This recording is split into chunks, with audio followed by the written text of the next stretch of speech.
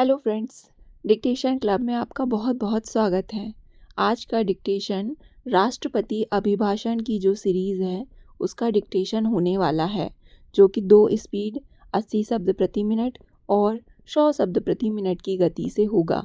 80 शब्द वाली गति वाले डिक्टेशन को 65 मिनट में ट्रांसक्राइब करना है और 100 शब्द प्रति मिनट की गति वाले डिक्टेशन को 55 मिनट में ट्रांसक्राइब करके आपको पीडीएफ से अपनी गलतियां मिलानी हैं। इसकी पीडीएफ आपको टेलीग्राम चैनल पर अभिभाषण डिक्टेशन नंबर से मिल जाएगी। और आपको हमारा यह प्रयास पसंद आता है तो वीडियो को लाइक ज़रूर कर देना और चैनल को सब्सक्राइब कर लेना। तो ज़्यादा समय ना लेते हुए डिक्टेशन स्टार्ट करते हैं 5 सेकंड के बाद।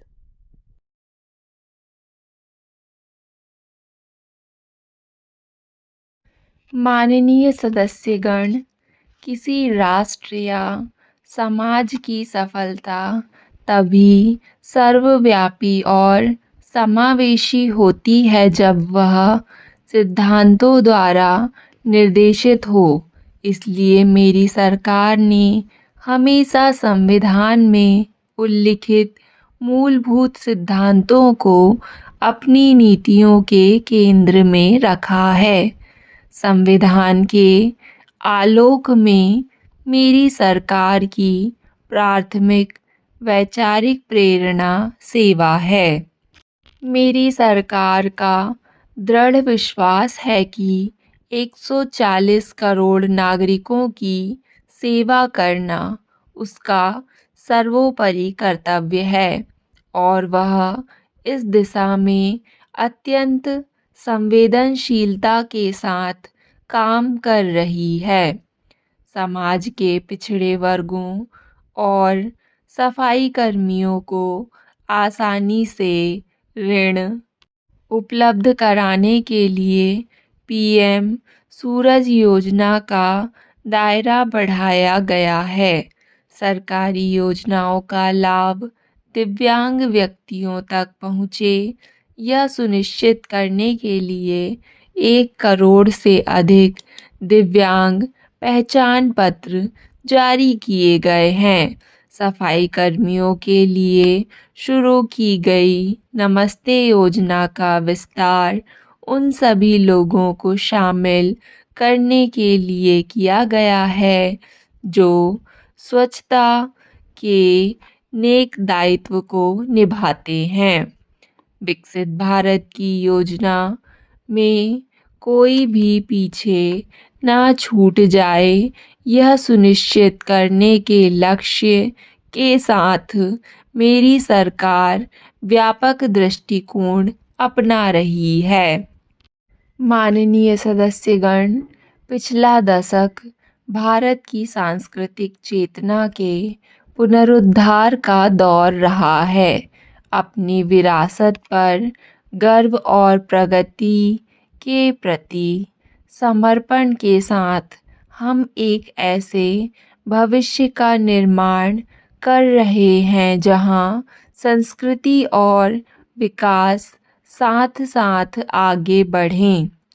इस वर्ष हम डॉक्टर श्यामा प्रसाद मुखर्जी की 125वीं जयंती मनाएंगे, जिन्होंने कहा था, सच्चा राष्ट्रवाद केवल भारत की भौतिक एकता में ही नहीं बल्कि इसकी सांस्कृतिक एकता को मजबूत करने में निहित है। इसी भावना के साथ भगवान महावीर का 2550वां निर्माण महोत्सव श्रद्धापूर्वक मनाया गया और संत मीराबाई की 525वीं जयंती पूरे देश में उत्साहपूर्वक मनाई गई। महान कवि संत तिरुवल्लुवर की स्मृति में कई देशों में सांस्कृतिक केंद्र स्थापित किए जा रहे हैं। मेरी सरकार काशी तमिल संगमम, काशी तेलुगु संगमम और सौराष्ट्र तमिल संगमम जैसी सांस्कृतिक पहलों के माध्यम से राष्ट्रीय एकता को बढ़ावा दे रही है। माननीय सदस्यगण, मेरी सरकार के प्रयासों के माध्यम से भारत ने सांस्कृतिक मंच पर एक वैश्विक नेता के रूप में अपनी पहचान स्थापित की है। सभी एशियाई बौद्धिक देशों को आपस में जोड़ने के लिए मेरी सरकार ने प्रथम एशियाई बौद्ध सम्मेलन का आयोजन किया। पिछले वर्ष भारत ने विश्व धरोहर समिति की बैठक की भी मेज़बानी की, जिसमें 140 देशों ने भाग लिया। अंतर्राष्ट्रीय योग दिवस के उत्सव के माध्यम से पूरा विश्व अब भारत की योग की समृद्ध परंपरा को अपना रहा है। माननीय सदस्यगण, प्रगति के इस भव्य भवन को नई ऊंचाइयों तक ले जाने के लिए मजबूत स्तंभों की आवश्यकता होती है। भारत के विकास के लिए मेरी सरकार ने सुधार, प्रदर्शन और रूपांतरण के 3 मजबूत स्तंभ स्थापित किए हैं। आज ये शब्द विश्व भर में भारत के नए शासन मॉडल के पर्याय बन गए हैं। सरकार ने संविधान लागू होने से पहले बनाए गए कानूनों की व्यापक समीक्षा की है। कई कानूनों को निरस्त या संशोधित किया जा रहा है ताकि यह सुनिश्चित किया जा सके कि संपूर्ण व्यवस्था वर्तमान सामाजिक और आर्थिक चुनौतियों का सम्मान कर सके। अब तक सरकार ने 1500 से अधिक अप्रचलित कानूनों को निरस्त कर दिया है।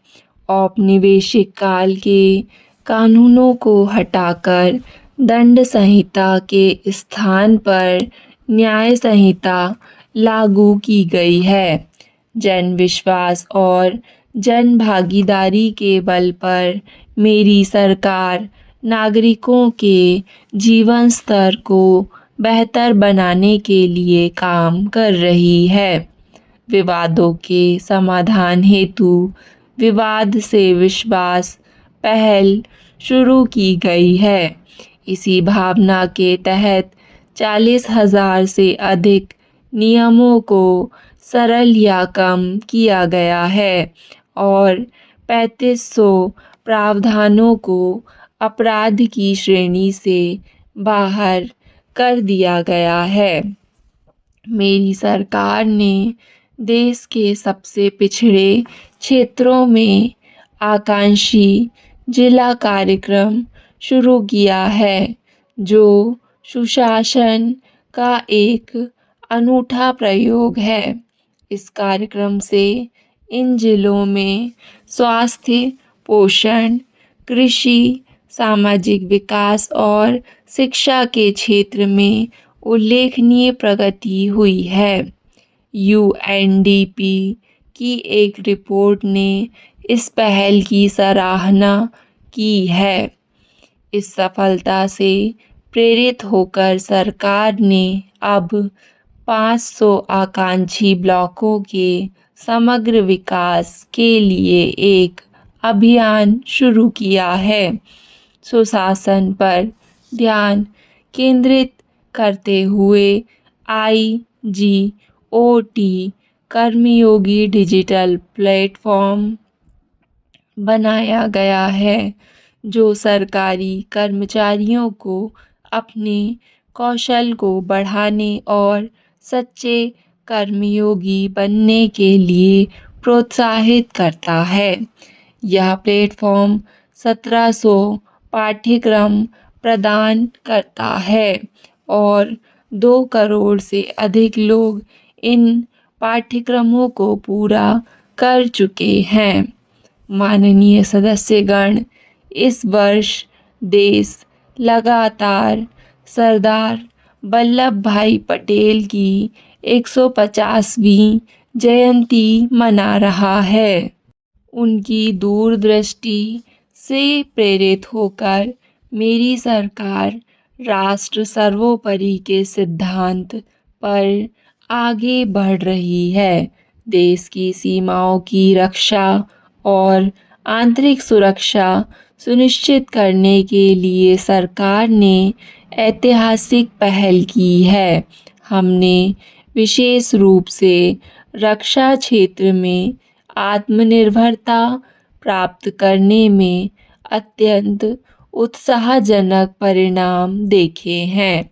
मेक इन इंडिया से हम मेक फॉर द वर्ल्ड की ओर अग्रसर हो चुके हैं, जिससे पूरे देश में रोजगार के नए अवसर भी पैदा हो रहे हैं। एक ऐतिहासिक क्षण में भारत में निर्मित 2 युद्धपोत और एक पनडुब्बी को हाल ही में भारतीय नौसेना में शामिल किया गया।